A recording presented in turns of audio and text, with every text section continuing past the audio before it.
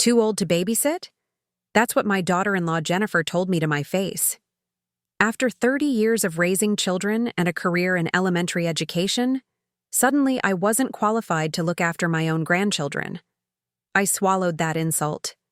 For years, until she called me in a panic needing emergency childcare. The thing is, I was already on a cruise ship in the middle of the Caribbean, living my best life. Sometimes karma arrives with perfect timing. I'd love to know which corner of the globe you're watching from. And if this story speaks to you, make sure to subscribe. Tomorrow's video is one you absolutely can't miss. At 68 years old, I never expected to be caught in a family drama that would make reality TV producers jealous. My name is Dorothy Walker, and until 3 years ago, I thought I had a fairly standard relationship with my son's wife. Not perfect, but cordial enough. We exchanged birthday cards, shared holiday dinners, and maintained that careful dance that mothers-in-law and daughters-in-law perfect over time. My son Michael married Jennifer Crawford 12 years ago in a beautiful June ceremony. They met during his final year of law school, where she was studying business administration. I remember thinking they made a handsome couple, Michael with his father's height and my auburn hair, Jennifer with her perfectly coordinated outfits, and meticulous attention to detail. I tried my best to welcome her into our family, even though I sensed early on that she viewed me with a mixture of politeness and subtle judgment. The first few years of their marriage were uneventful from my perspective. They bought a beautiful colonial-style home in the suburbs of Boston, advanced in their careers, and seemed happy enough. I respected their space, visiting only when invited, bringing appropriate gifts for holidays, and never offering unsolicited advice. I'd learned that lesson from my own mother-in-law. Nothing breeds resentment faster than unwanted opinions. Everything changed when Emma was born. My first grandchild arrived on a snowy February morning 8 years ago. Holding that tiny bundle in the hospital, I felt a love so fierce it took my breath away. Michael beamed with pride, and even Jennifer seemed to soften as she watched me. Rock Emma in the hospital room. "Mom, we're going to need your help," Michael said that day. "With both of us working, we could really use you to watch Emma sometimes." I immediately agreed. After retiring from 30 years of teaching second grade, I had plenty of time, energy, and most importantly, experience with children. For the first 2 years, the arrangement worked beautifully. I'd arrive at their house 3 days a week, care for Emma with all the love and attention she deserved, and Jennifer seemed grateful for the help. When Jennifer announced she was pregnant, with their second child, I was thrilled. Little Noah joined our family 6 years ago, and I expanded my babysitting duties to include him as well. Those early days with both children were exhausting but wonderful. I taught Emma her letters while Noah napped. I baked cookies with them, read endless stories, and took them to the neighborhood park. In many ways, it felt like I was getting a second chance at those precious early childhood moments I'd sometimes missed with Michael due to working full-time. But something shifted after Noah turned 2. Jennifer returned to work full-time at a prestigious consulting firm, and suddenly my childcare style wasn't meeting her standards. It started with small comments. "Dorothy, we don't let the kids have juice anymore. It's just water or milk. Please, don't let Emma watch that show. We're limiting screen time to educational content only." I adapted without complaint. These were her children after all, and parents get to make the rules. But the critiques grew more frequent and more pointed. Jennifer installed nanny cams throughout the house. For security, she claimed, though I couldn't help feeling they were meant to monitor me. She left increasingly detailed instructions for the children's schedules, down to the minute. The breaking point came on a Tuesday afternoon 3 years ago. I'd taken the children to the park as usual. Emma, then 5, was climbing on the jungle gym while I sat nearby watching Noah, who was playing in the sandbox. A boy about Noah's age fell off the slide and began crying. His mother was on the phone some distance away, so I went to help him, keeping my eyes on Noah the entire time. The boy had just scraped his knee, Nothing serious. I helped him up, brushed off the wood chips, and gave him a reassuring pat before returning to Noah. The entire interaction took less than 2 minutes. But when we returned home, Jennifer was waiting, her face tense with anger. "Mrs. Jenkins texted me that you left Noah alone in the sandbox," she said, not even greeting us as we came through the door. "I didn't leave him alone," I explained calmly, helping the children remove their shoes. "I helped another child who fell, but I was watching Noah the entire time. I was maybe 10 feet away for less than 2 minutes." Jennifer's eyes narrowed.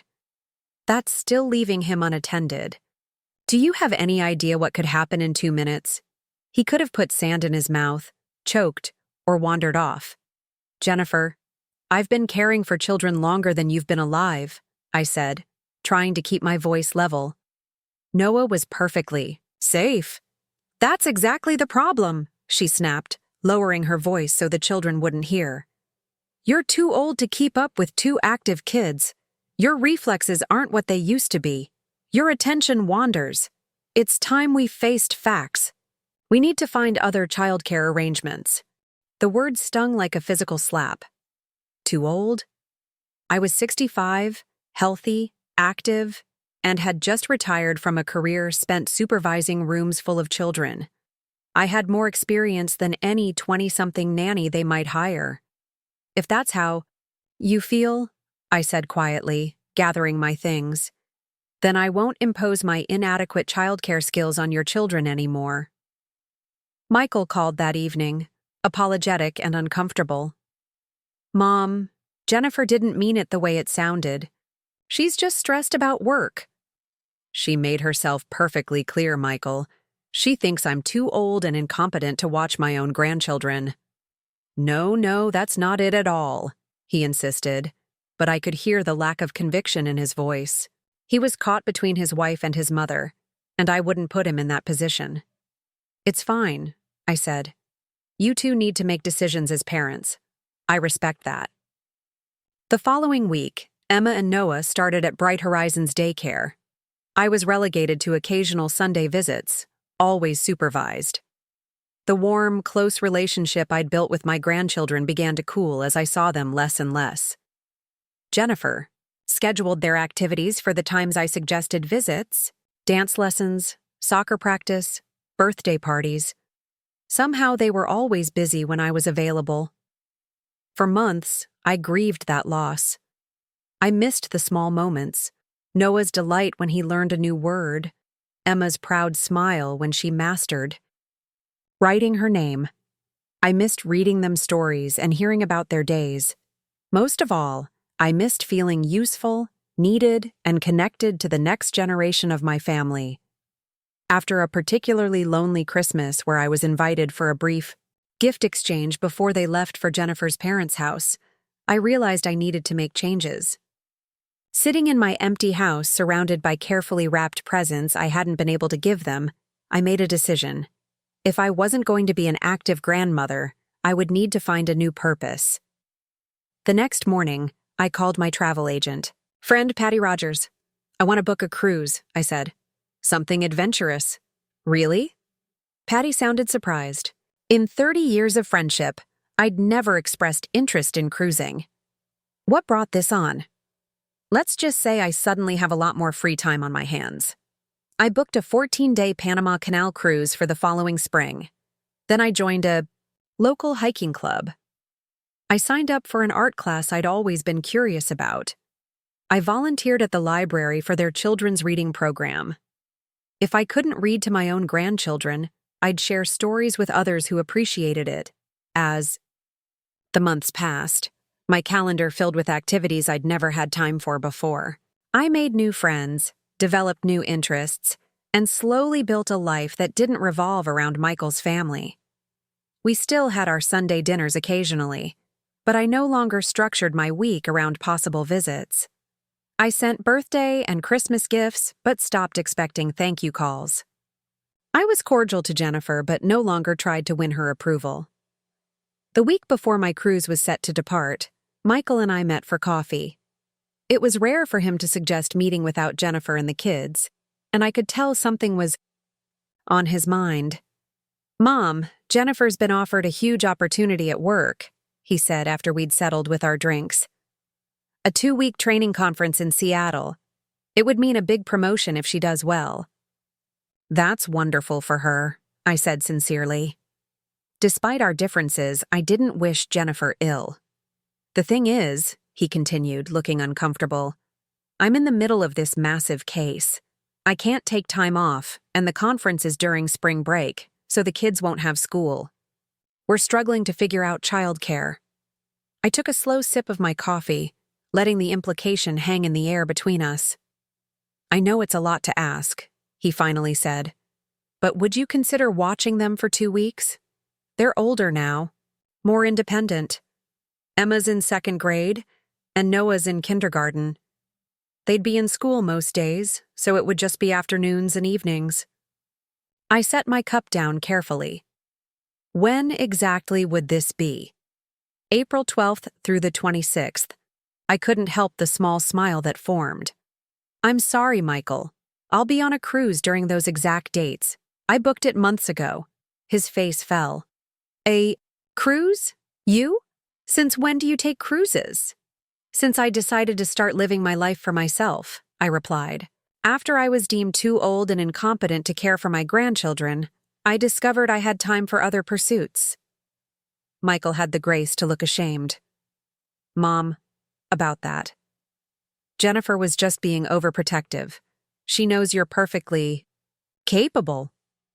"Apparently I'm capable now that you need me," I observed, keeping my tone neutral. "But for the past 3 years, I've barely been allowed unsupervised visits." "That's not fair," he protested, but weakly. "A lot of love and effort went into bringing this story to life. If you're enjoying it, we'd be so grateful if you'd subscribe to our channel. Now, back to where we left off. Isn't it? When was the last time I was invited to take the children? For an afternoon? When was the last time Jennifer called to ask my advice or even to let me know about a school event? I had to find out about Emma's lead in the school play through Facebook, Michael." He stared into his coffee. "We've been busy." "We're all busy, but we make time for what matters." I reached across the table and patted his hand. "I'm truly sorry. I can't help with the childcare. My cruise is paid in full, non-refundable. Perhaps Jennifer's parents could help?" Michael winced. "They're taking a month-long trip to Italy. It's their 40th anniversary." "What about a professional nanny? Bright Horizons couldn't accommodate extended hours." We looked into it. The costs for 2 weeks of full-time care are astronomical, especially on such short notice. And Jennifer doesn't trust leaving them with someone we don't know well. He paused, then added with a hint of frustration, which is ironic, considering... I let that implication hang in the air, unwilling to criticize Jennifer directly. "I'm sure you'll figure something out. You're both resourceful people." As we parted ways, I felt a mixture of emotions. There was a petty satisfaction, I admit, in the karmic timing of it all. After being dismissed as too old and unreliable, suddenly I was their best option. But beneath that was a deeper sadness, that it had come to this. That my relationship with my son's family had deteriorated to the point where helping them required sacrificing my own plans. 2 days later, I received a call from Jennifer herself, a rare occurrence. Her voice was tight with controlled politeness. "Dorothy, I understand you're planning a vacation during the dates I'll be in Seattle." "Yes, I've had a Panama Canal cruise booked for months. I'm quite looking forward to it." "I see." A pause. "Is there any chance you might reschedule? This conference is extremely important for my career, and we're in a difficult childcare situation." I took a deep breath. "I'm sorry, Jennifer, but the cruise is paid in full and non-refundable. As you know, I'm on a fixed income now, and I can't afford to lose thousands of dollars." Another pause, longer this time. "I realize we haven't asked you to watch the children in some time, and I may have been overly cautious about certain things." This was as close to an apology as Jennifer was likely to come. It wasn't about caution, Jennifer. You told me I was too old to properly care for my grandchildren. That hurt deeply. I was stressed and overreacted to a single incident, she said, her voice stiff. People say things they don't mean when they're worried about their children. I understand that. And I've spent 3 years respecting your decision as their mother. But I've built a new life for myself in that time, with commitments and plans of my own. The conversation ended with Jennifer barely concealing her frustration. I felt a twinge of guilt, wondering if I was being petty by not canceling my trip. But then I remembered all the missed moments, the supervised visits, the subtle implication that I wasn't capable or trustworthy. I had spent my entire life putting others first, raising Michael alone after his father died, working full-time while managing a household, then devoting my retirement to helping with my grandchildren. For once, I was choosing myself. The day before my departure, Michael showed up at my door. He looked tired, with dark circles under his eyes and a defeated slump to his shoulders. Any luck finding childcare? I asked, inviting him in. We've pieced together a patchwork solution, he sighed, following me to the kitchen where I was finishing my packing list. My paralegal will take them for 3 days. Jennifer's assistant offered a weekend. We found a college student who can cover some afternoons. It's not ideal. The kids will be shuffled between 4 different caregivers. I felt another pang of guilt, but pushed it aside. They're resilient, and it's only for 2 weeks. Michael looked around at my partially packed suitcase on the dining room table. So you're really going? Yes, Michael. I'm really going. He nodded slowly. You know, Mom, I didn't agree with Jennifer about you being too old to watch the kids. I should have said something then, stood up for you more. Yes, you should have, I agreed quietly. But what's done is done. The morning of my departure arrived with perfect spring weather, sunshine and blue skies that seemed to validate my decision. My neighbor Elaine drove me to the port in her SUV, chatting excitedly about the adventures awaiting me. I still can't believe Dorothy Walker is going on a cruise by herself, she said, navigating through traffic.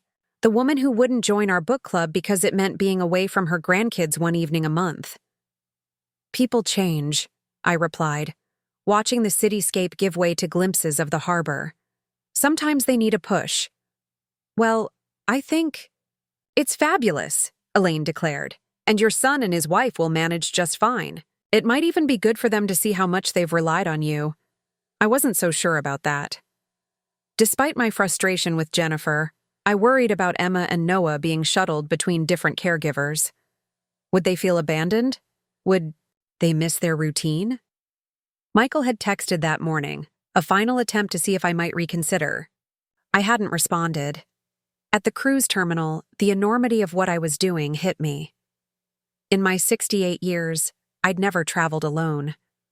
My husband James and I had planned to see the world after retirement, but his heart attack 20 years ago had ended those dreams. Since then, my life had revolved around work and family, practical concerns that left little room for adventure. Now I stood in line for check-in, passport in hand, surrounded by couples and groups of friends feeling conspicuously alone. A moment of panic seized me. What was I thinking? I didn't belong here. I should call Michael, tell him I'd changed my mind. First cruise?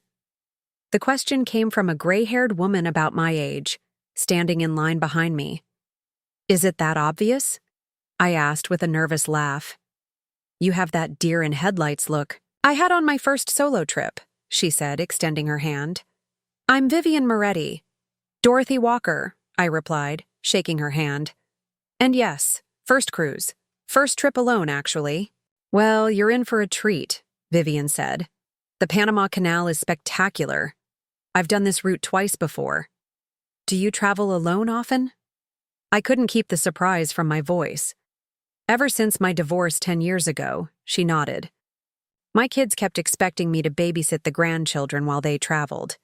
But I decided if they could see the world, so could I. Something in her words steadied me. I wasn't the only grandmother choosing adventure over constant availability. Boarding. The massive cruise ship, the Coral Princess, felt like entering another world. My stateroom, though compact, had a small balcony overlooking the water. I unpacked methodically, arranging my medications in the bathroom cabinet, hanging my formal night outfit in the closet, and placing the framed photo of Emma and Noah on the nightstand. Then I explored the ship, marveling at the pools, restaurants, theater, and lounges that would be my home for the next 2 weeks. That evening, as the ship pulled away from port, I stood at the railing watching Boston's skyline recede. My phone buzzed with a text from Michael. "Bon voyage, Mom. Hope you have a wonderful time. We'll manage here.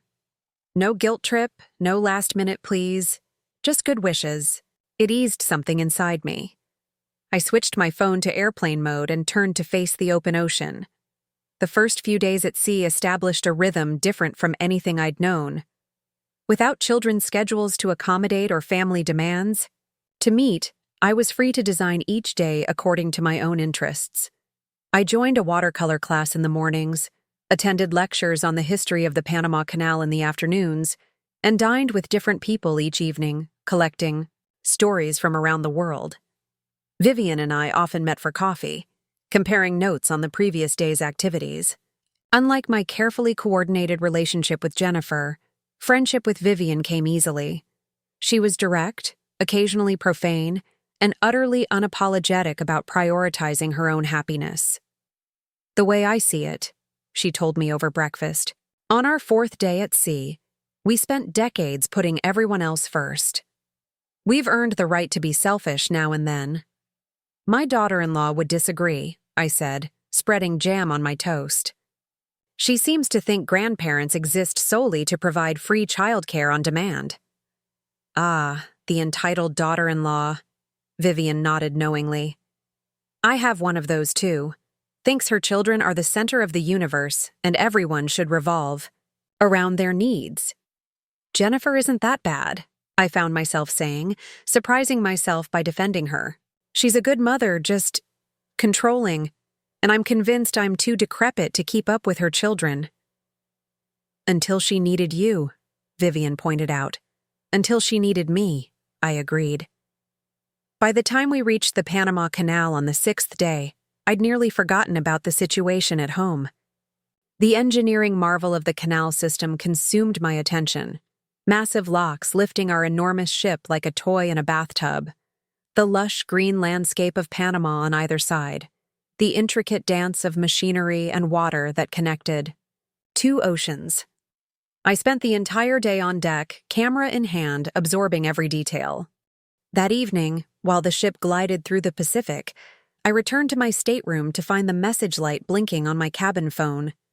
The front desk had received an urgent call for me. My heart immediately raced. Had something happened? To Emma or Noah? I called the desk and they connected me to the ship's satellite service. Moments later, Jennifer's voice came through, tense and strained. "Dorothy, can you hear me?" "Yes, I hear you fine. Is everything all right? Are the children okay?" "They're fine physically," Jennifer said, "but they're struggling emotionally. The childcare arrangements aren't working out as planned." Relief that nothing terrible had happened gave way to concern. "What's happening?" "Emma had a complete meltdown yesterday when the college student who was watching them didn't know her bedtime routine. Noah's been having nightmares. And now Michael's. Paralegal has a family emergency of her own and can't take them next week as planned." Jennifer's voice cracked slightly. "We're running out of options." I sat on the edge of my bed, watching the ocean through my balcony door. "I'm sorry to hear that, Jennifer. That sounds really difficult." A pause, then Jennifer speaking in a carefully measured tone. "I realize the timing is terrible, but is there any possibility you could return early? We would, of course, reimburse you for the missed portion of your cruise." The request hung in the air. 3 years of dismissal, of supervised visits, of being treated like an incompetent elder, and now this. I closed my eyes, imagining Emma crying for her familiar bedtime stories, Noah waking from nightmares in a strange place. "I'm in the middle of the Pacific Ocean, Jennifer," I said finally.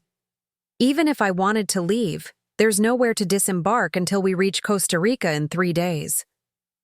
"Oh." The disappointment in her voice was palpable. "I didn't realize." "And even from Costa Rica, arranging flights back to Boston would be complicated and expensive." "Of course, I understand." She didn't, not really, but I let it pass. It was worth asking. Something in her defeated tone softened me. "How are you holding up with the conference?" "It's intense. 14-hour days of workshops and networking events. I'm learning a lot, but being worried about the kids makes it hard to focus." "And Michael?" "Working around the clock on this case. He's taking the kids during the day when he can, but he has to be in court most mornings. We're patching together afternoons and evenings with whoever we can find." I thought of my son, juggling his demanding career and childcare, probably sleeping little and stressing much. I thought of my grandchildren, confused by the parade of unfamiliar faces. And I thought of Jennifer, trying to advance her career while managing it all from across the country.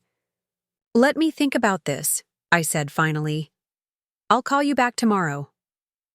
After hanging up, I walked out to my balcony and stared at the vast expanse of water stretching to the horizon. The sea air felt clean in my lungs, the gentle movement of the ship soothing beneath my feet. I had waited so long for this adventure, had invested so much money in it, and had finally found the courage to put myself first. And yet, I'd spent my life as a caregiver, to my students, to Michael after his father died, to my aging parents in their final years. That identity couldn't be discarded so easily, nor did I want to discard it entirely. The question was whether I could be both. A woman who honored her commitments to herself and one who showed up for her family when truly needed. The next morning, I sought out the cruise director, a cheerful man named Roger with an encyclopedic knowledge of ports and travel arrangements. "Is it possible to disembark in Costa Rica and arrange travel back to the United States?" I asked after explaining my situation. Roger's expression turned sympathetic. "Possible, yes. Easy or inexpensive, no.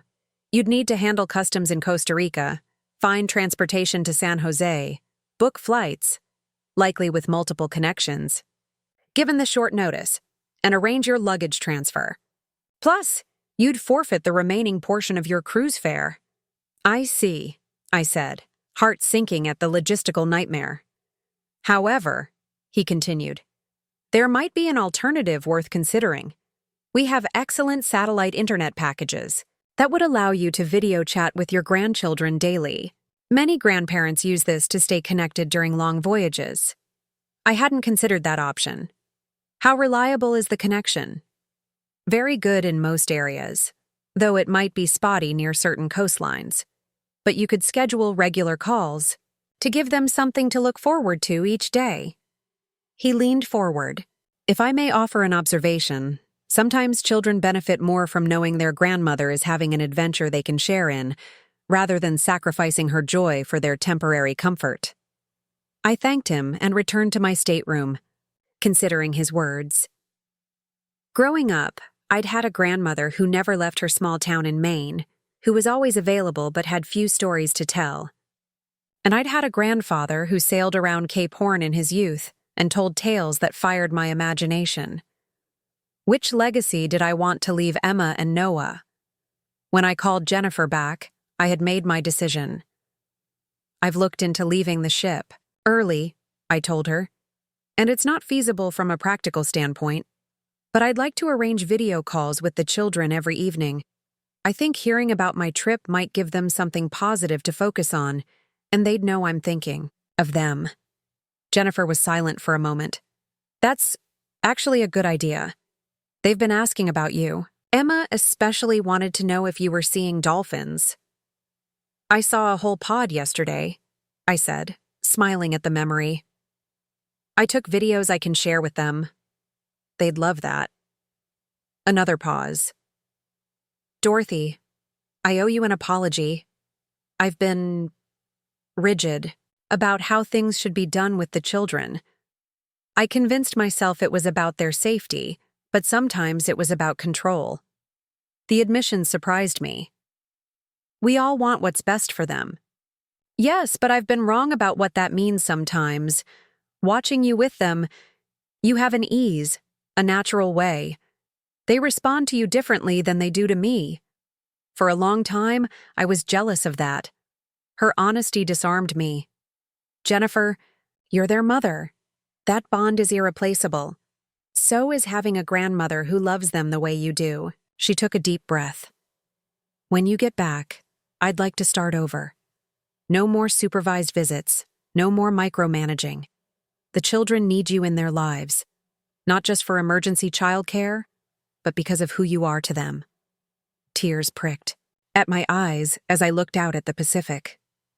I'd like that very much. We arranged for our first video call that evening. Seeing Emma's and Noah's faces light up on the screen healed something in me I hadn't realized was still wounded. Grandma, are you on a real ship? Like pirates? Noah asked, pressing close to the camera. A much nicer ship than pirates had, I laughed, turning my laptop to show them my balcony and the ocean beyond. Did you see whales? Emma wanted to know. My teacher says there are humpback whales in the Pacific. Not yet, but I'm keeping watch. Tomorrow we'll be near Costa Rica, and the guide says that's a good place for whale spotting.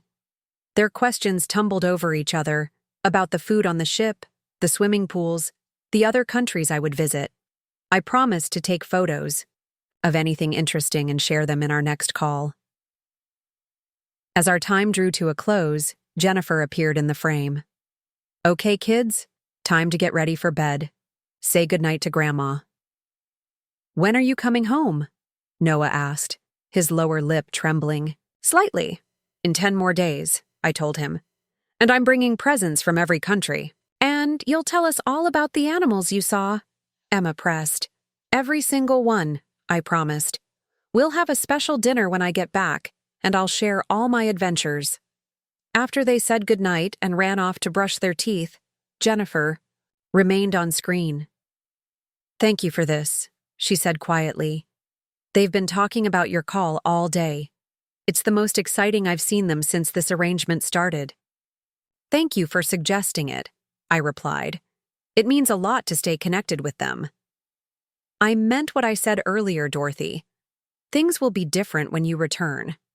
She hesitated, then added, and for what it's worth, I was wrong about you being too old to keep up with them. You have more energy and adaptability than most of the younger sitters we've tried this week. Her words were a balm to an old hurt. We all have our strengths, and we all have things to learn. Even control freaks like me, she said with a self-deprecating smile. Enjoy the rest of your cruise, Dorothy. You've earned it. As the days passed, our evening calls became the highlight for all of us. The children eagerly awaited my stories of Costa Rica's rainforests, Colombia's colorful cities, and the Caribbean's clear waters. Jennifer often joined, asking thoughtful questions about the places I visited and seeming genuinely interested in my experiences. Michael appeared occasionally, looking tired but relieved that we had found a way to make things work. You're a hit, Mom, he told me during one call. They're making maps of your journey in crayon and telling all their friends about their adventurer grandma. Adventurer grandma, I repeated, liking the sound of it. That's a new identity. One of many, he said. You've always been more than just my mom or their grandmother. I think sometimes we forgot that. Those words stayed with me as I enjoyed the remaining days of my cruise. I tried things I never would have attempted before.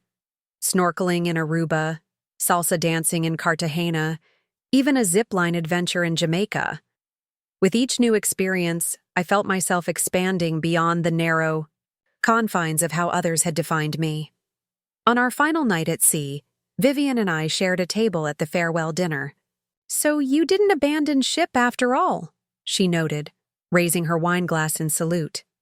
No, and I'm glad. This trip has been transformative. I looked around at the dining room, at the ocean visible through the windows, at the world that had opened up to me. But the daily calls with my grandchildren have been meaningful too. I'm not just their emergency babysitter anymore. I'm sharing experiences with them, showing them possibilities. Balance, Vivian nodded approvingly. That's the secret no one tells us about getting older. It's not about choosing between family obligation and personal freedom. It's about finding the sweet spot in between. I think Jennifer is learning that too, I mused. This crisis has shifted something between us. There's more respect now, on both sides. And will you watch the little ones when you get back? I smiled, thinking of Emma's detailed questions about ocean life and Noah's pirate ship fantasies. Yes, but on my terms. And with the understanding that I have a life of my own now. In fact, I'm already thinking about my next trip. Vivian raised an eyebrow. Where to? Alaska, I think. The grandkids are fascinated by glaciers and bears. I grinned, but next time I'm taking them with me. As the Coral Princess made its final approach to Boston Harbor 2 days later, I stood on deck watching my city come into view. I was returning changed, more confident, more adventurous, with stories to tell and experiences to share. But I was also returning to a family situation that had evolved in my absence. Jennifer had texted that morning.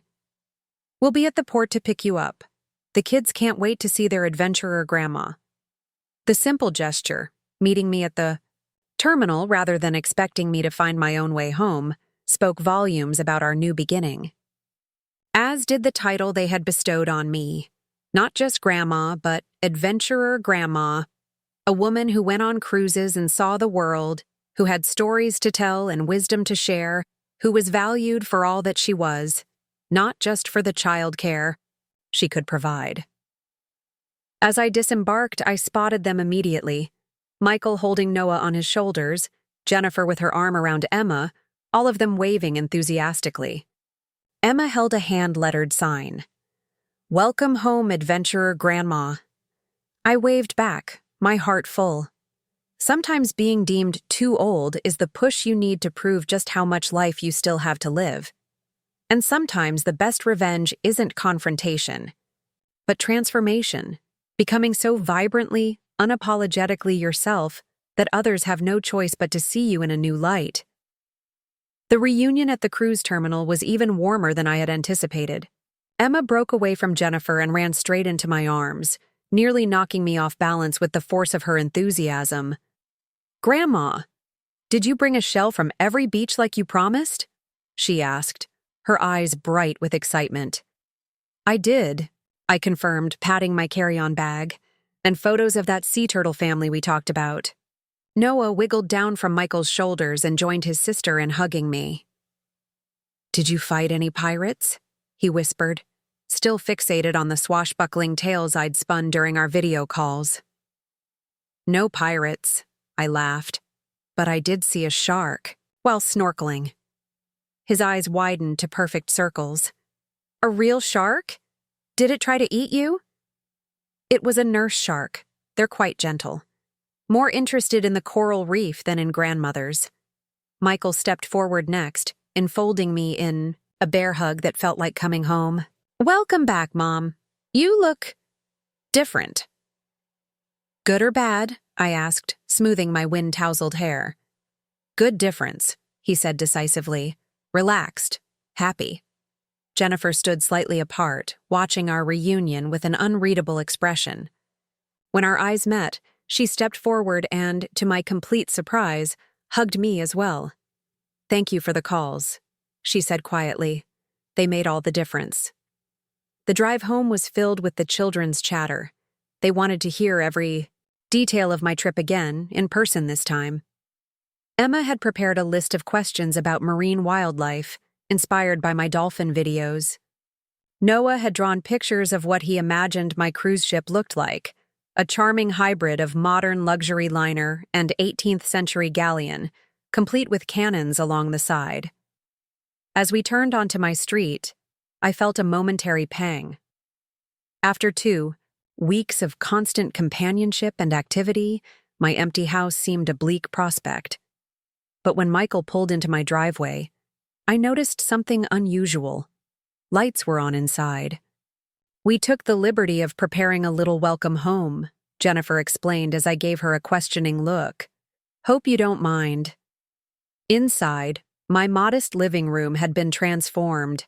A banner reading, "Welcome Home, Adventurer Grandma," stretched across one wall. On the dining table sat a homemade cake, decorated with a wobbly blue ocean and a cruise ship fashioned from cookies.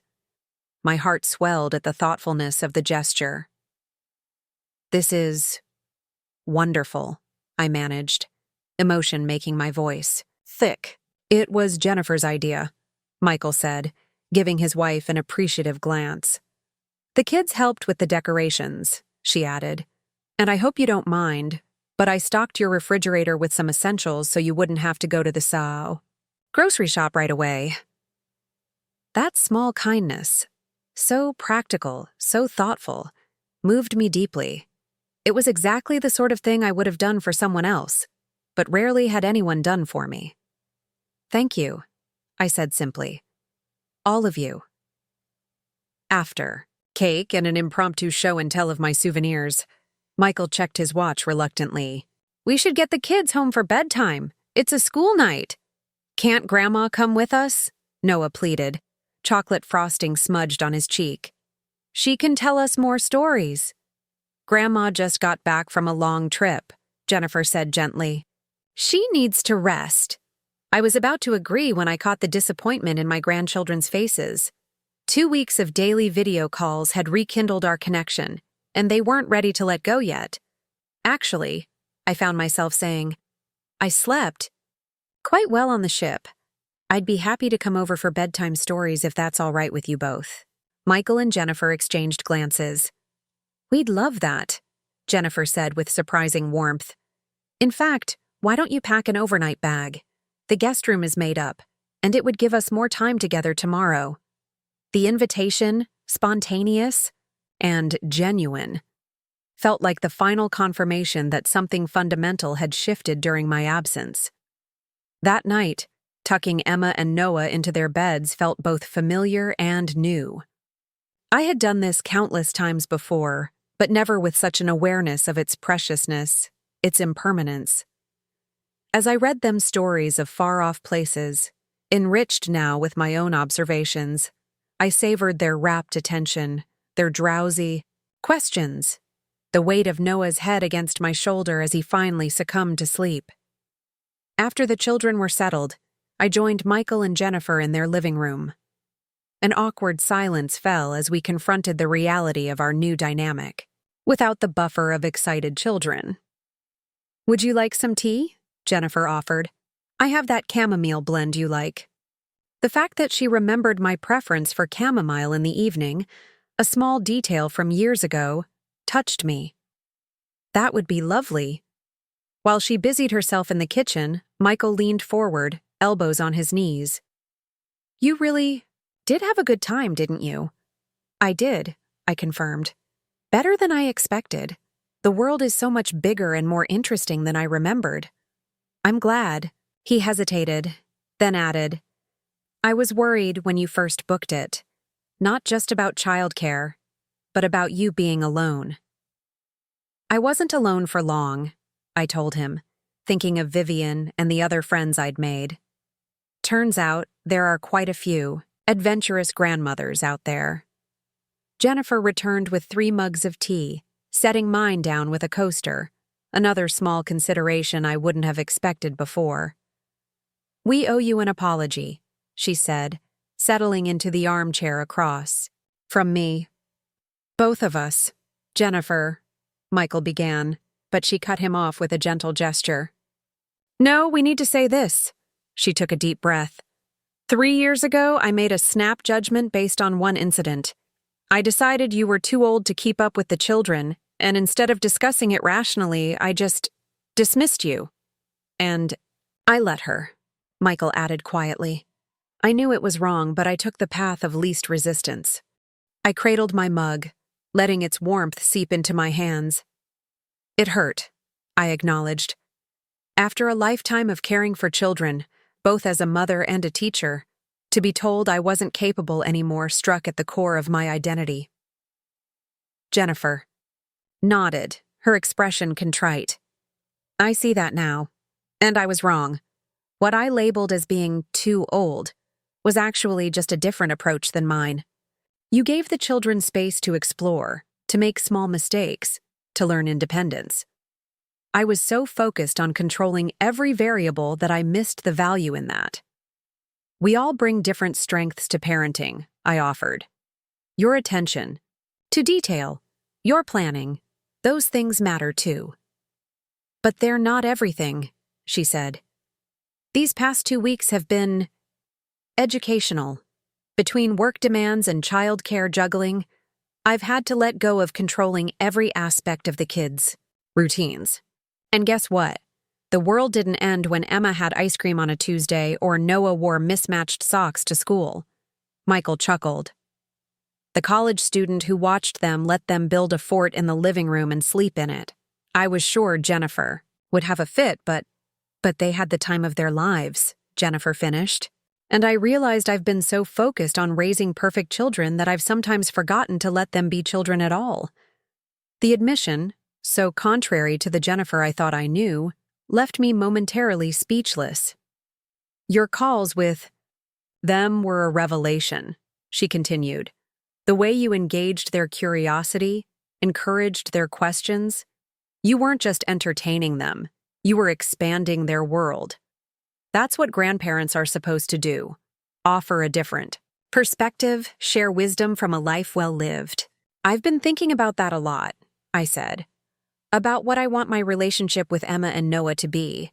I don't want to just be the emergency babysitter or the Sunday dinner guest. I want to be someone who enriches their lives, who shows them possibilities they might not see otherwise. We want that too, Michael said firmly. And we've been discussing some changes.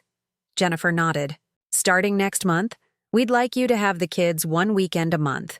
Your choice of activities, your rules. No hovering, no micromanaging from me. Really? I couldn't keep the surprise from my voice. Really, she confirmed. And if you're willing, we'd love to have you back for your regular Tuesday and Thursday afternoons after school. The kids miss your cookie baking sessions and park adventures. The offer was everything I had wished for over the past 3 years, yet I found myself hesitating, aware that something fundamental had changed within me during those 2 weeks at sea.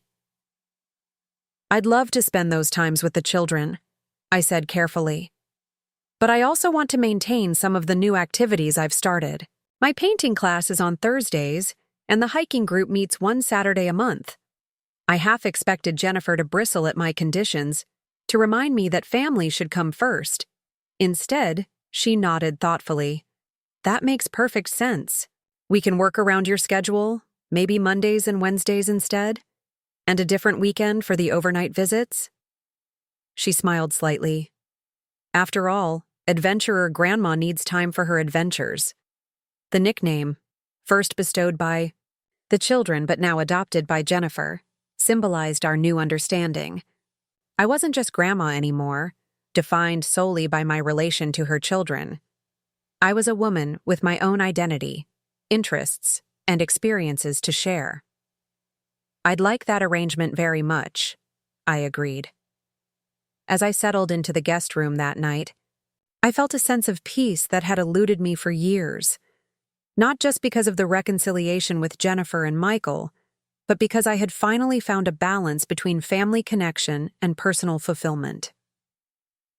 The next morning over breakfast, Emma peppered me with questions about my next travel plans. Are you going to Alaska like you told us? Can we come? Will we see polar bears? I laughed, pouring maple syrup on my pancakes. I'm thinking about Alaska for next summer, yes. And yes, you and Noah could come for part of it if your parents agree. But polar bears are mostly in the Arctic, not Alaska. Actually, Jennifer said, looking up from her coffee, A family trip sounds wonderful. Michael has vacation time he needs to use, and I could arrange to work remotely for a week. Michael raised his eyebrows. A cruise with all of us? Mom, are you sure you want to trade your solo adventure for family chaos? Why does it have to be either or? I countered. I enjoyed traveling alone, but sharing experiences with the people I love most has its own rewards. And so, over pancakes and planning, the idea of a family Alaska cruise was born. As the children debated whether whales or eagles would be more exciting to see, I caught Jennifer watching me with an expression I hadn't seen from her before, something like admiration. Later, as I prepared to return to my own home, she walked me to the door while Michael helped the children get ready for school. I meant everything I said last night, she told me. This experience has changed my perspective, not just about you, but about parenting, about control, about what really matters. 2 weeks of emergency childcare will do that, I said lightly. She smiled ruefully. The conference was actually wonderful. I learned so much, made valuable connections. But I spent half my time worrying about the children and feeling guilty for pursuing my career. That's not sustainable. No, it isn't, I agreed. Balance is hard to find. I spent decades putting everyone else first, thinking that's what a good mother and grandmother does. It took being shut out for 3 years to make me realize I needed something of my own. Jennifer winced at the reference to our estrangement, but nodded. We all need multiple sources of fulfillment. I love my children desperately, but being their mother isn't the whole of who I am. My work matters too. As it should, I said. Emma and Noah benefit from seeing their mother pursue her passions, just as they benefit from having a grandmother who explores the world. She hesitated, then asked, "Do you think you'll ever forgive me? For what I said about you being too old, for how I treated you these past years?" I considered the question seriously. I think forgiveness is already happening. Not all at once, but in pieces, with every video call from the ship, with last night's welcome home party, with this morning's acceptance of my schedule. Jennifer nodded slowly. I've learned something from you through all this. Resilience. Grace. The ability to adapt without losing yourself. Those are qualities that come with age, I told her with a smile. Not despite it, but because of it. The kids thundered down the stairs then, backpacks bouncing, interrupting our moment of understanding. But something had shifted permanently between us, a mutual respect that hadn't existed before. As days passed and I settled back into life in Boston, I found myself navigating a new normal. My calendar is filled with a satisfying mix of family time and personal pursuits. Mondays and Wednesdays with the grandchildren became treasured highlights, even more special now that they were balanced with painting classes, hiking excursions, and planning sessions for future travels. Jennifer and I established a comfortable rhythm of communication. She still occasionally slipped into her controlling tendencies, especially around matters of nutrition and safety, but caught herself more often than not. Sorry, she'd say with a self-deprecating smile. Old habits.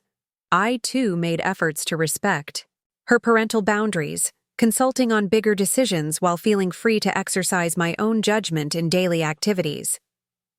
One evening, about a month after my return, I invited Michael, Jennifer, and the children for dinner. My dining room table, usually used for solo meals or as a makeshift desk, was set with my good china and decorated with shells and trinkets from my travels. As we enjoyed the seafood paella I'd learned to make on the cruise, Emma asked, "Grandma, will you tell us about your favorite place? The very best one." I looked around the table at my son, who had grown into a man I was deeply proud of, at Jennifer, who had revealed depths of humility and growth I hadn't expected, at my grandchildren, bright-eyed and curious about the world. My favorite place, I said thoughtfully, isn't a destination on a map. It's moments like this, surrounded by the people I love, sharing stories and food and laughter. Jennifer reached over and squeezed my hand briefly, a gesture that would have been unthinkable months before. But, I continued with a wink to Noah, the beach in Aruba where I saw that shark comes in as a close second. His delighted giggle was all the confirmation I needed that we had found our way to a better place, all of us. Later that week, I received a package in the mail.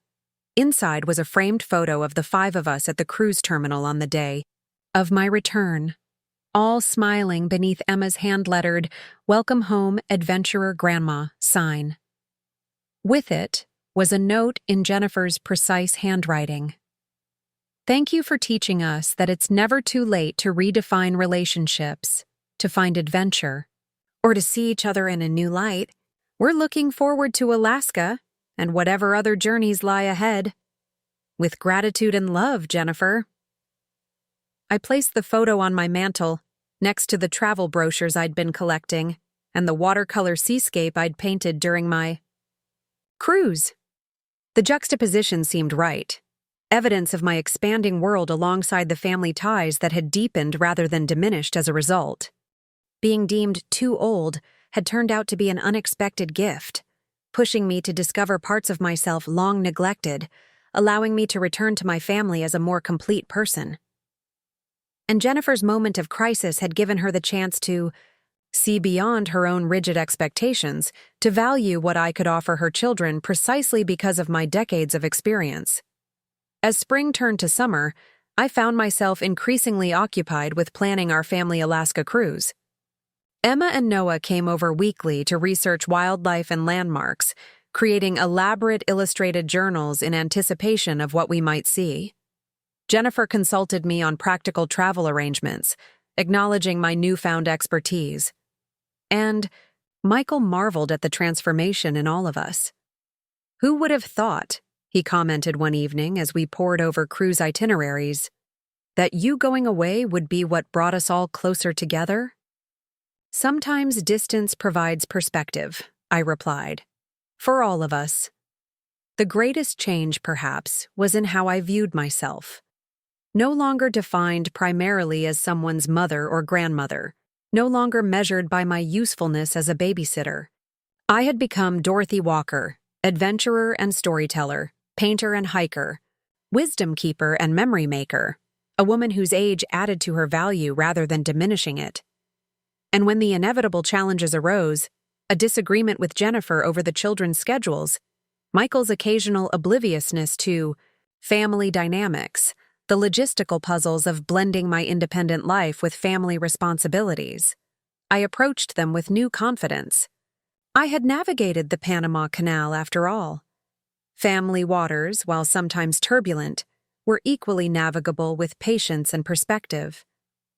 One afternoon, as I helped Emma with a school project about family histories, she asked a question that caught me by surprise. "Grandma, are you glad Jennifer said you were too old to babysit us?" I considered my answer carefully. "I was hurt when it happened," I told her honestly. "Very hurt. But looking back now, I can see that it pushed me to try new things, to remember that I'm more than just your grandmother. So in a strange way, yes, I am glad, because it led to changes that made all of us happier in the end." Emma nodded solemnly. "Mom says sometimes the hardest things turn out to be the most important. Your mom is becoming very wise," I observed. "She says she's learning from you." Emma went back to her project, unaware of the gift her words had given me. That evening, sitting on my balcony watching the sunset, I reflected on the journey of the past few months, not just the physical voyage through the Panama Canal, but the emotional passage from hurt to healing, from isolation to connection, from being defined by others to defining myself.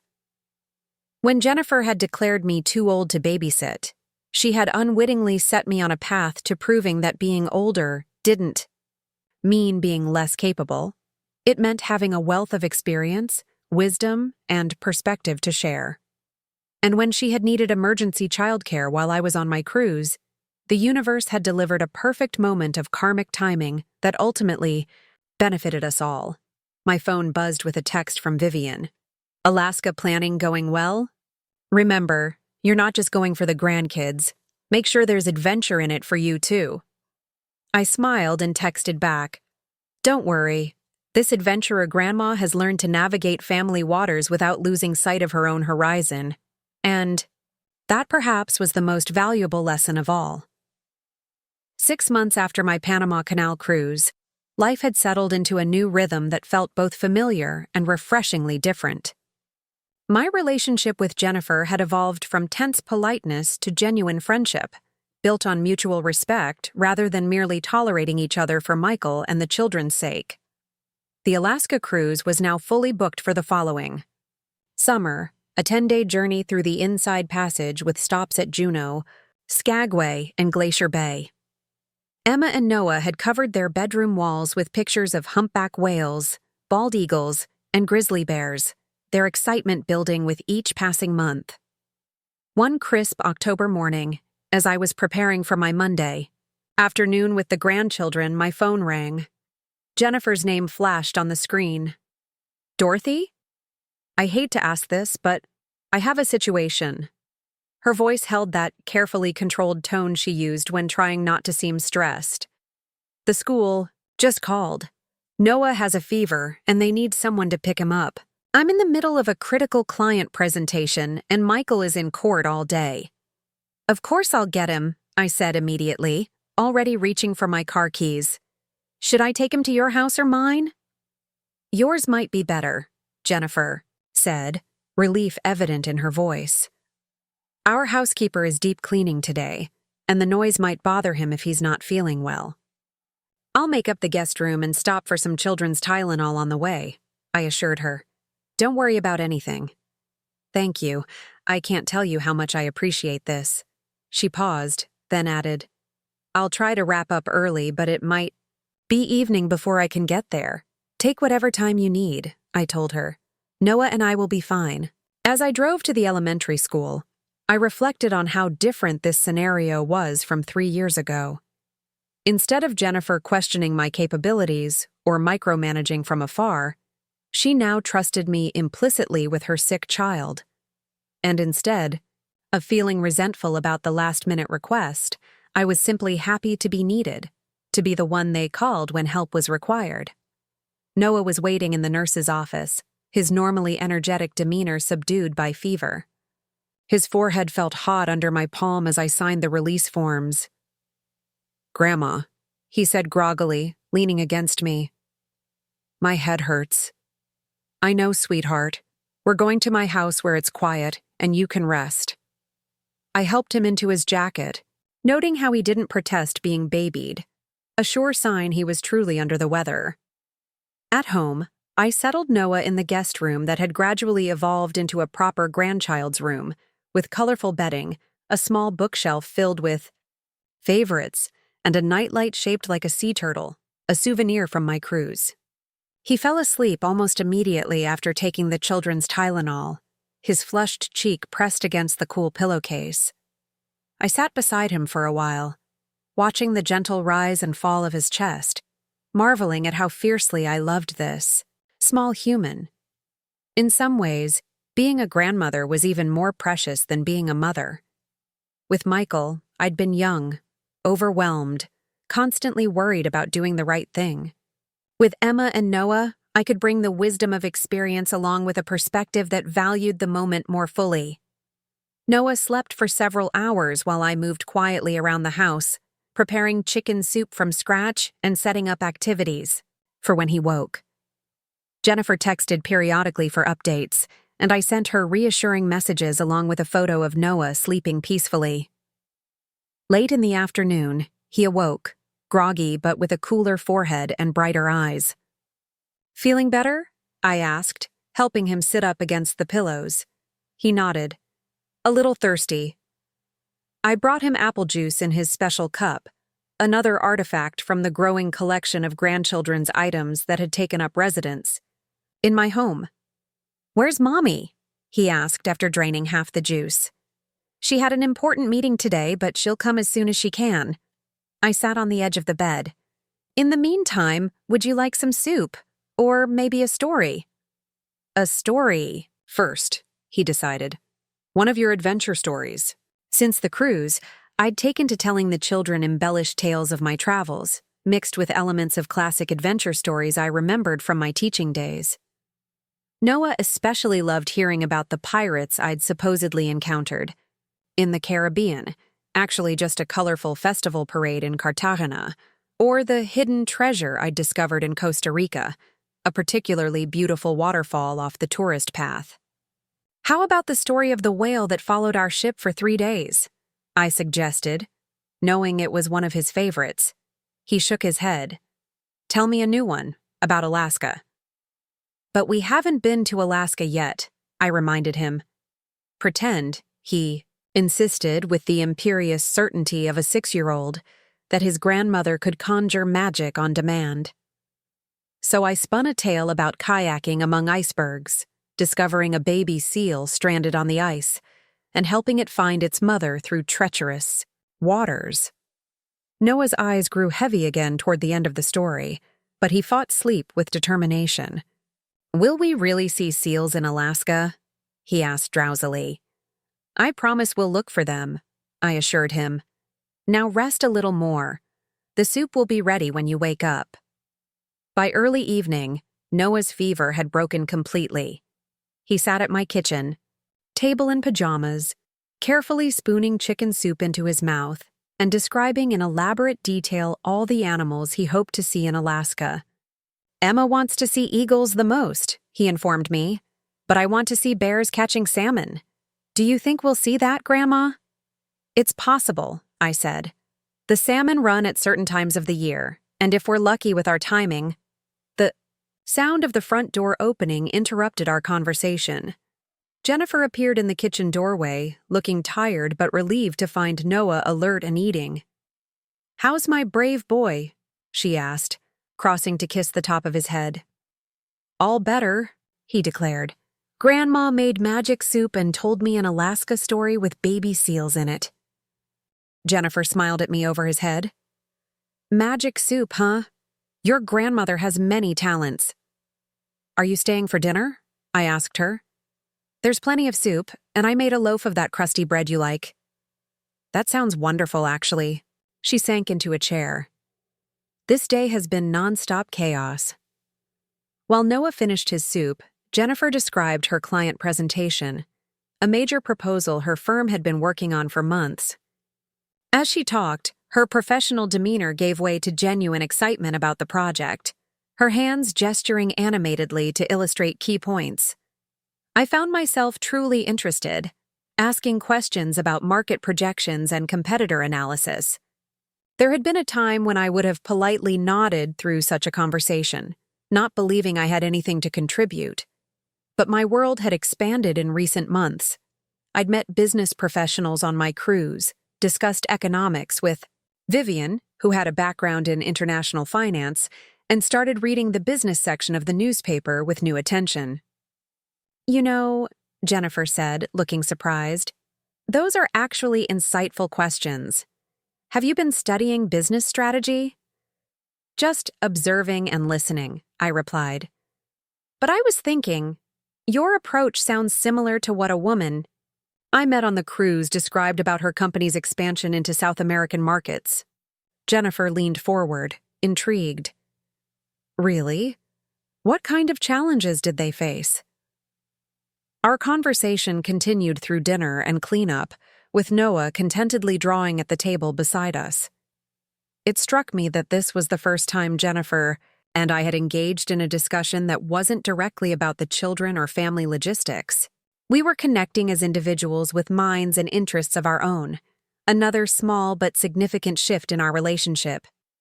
As she gathered Noah's things to take him home, Jennifer paused. Dorothy, I wanted to ask you something. Michael and I are considering a weekend trip for our anniversary next month. His parents are taking a European river cruise then, so they're unavailable. Would you be open to having the kids stay with you Friday through Sunday? I'd love that, I said sincerely. We'll have a wonderful time. I know they'll be thrilled. She hesitated, then added, and I wanted you to know, there's no one else Michael and I would trust more with them. Not because you're family, but because you're you." The words healed something I hadn't even realized was still tender. "Thank you, Jennifer. That means a great deal." After they left, I sat in my quiet living room, reflecting on the day. 3 years ago, being called for emergency childcare would have felt like being used as a convenience. Today, it felt like a privilege, a testament to rebuild trust and genuine connection. The anniversary weekend with Emma and Noah proved to be a milestone in our evolving relationship. Without the buffer of their parents, we created our own rhythms and traditions. I taught Emma to make my grandmother's famous cinnamon rolls. Noah and I built an elaborate fort in the living room and slept in it both nights, telling ghost stories with flashlights until he drifted off to sleep, his small body curled trustingly against mine. On Saturday, I took them to the Boston Children's Museum, where we spent hours exploring the exhibits.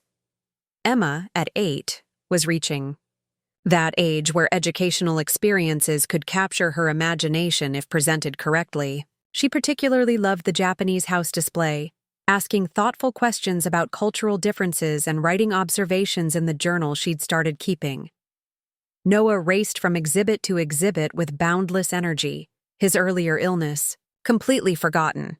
At the water play area, he constructed increasingly complex canal systems, showing engineering intuition that reminded me of Michael at that age. "Look, Grandma, I made the water go all the way around without spilling," he called proudly. As I watched him experiment, Emma sidled up beside me. "Mom says you're teaching us different things than she does," she remarked. "Oh, what does she mean by that?" Emma considered her face serious. "She says you teach us about being curious and trying new things, and about how making mistakes is okay, because that's how you learn." "That's a good way of putting it," I agreed.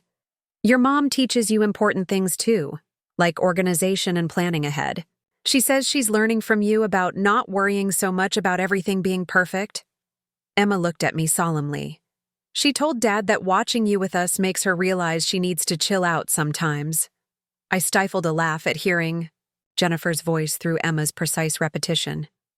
"Well, I'm learning from your mom too. She's very good at making sure important things get done."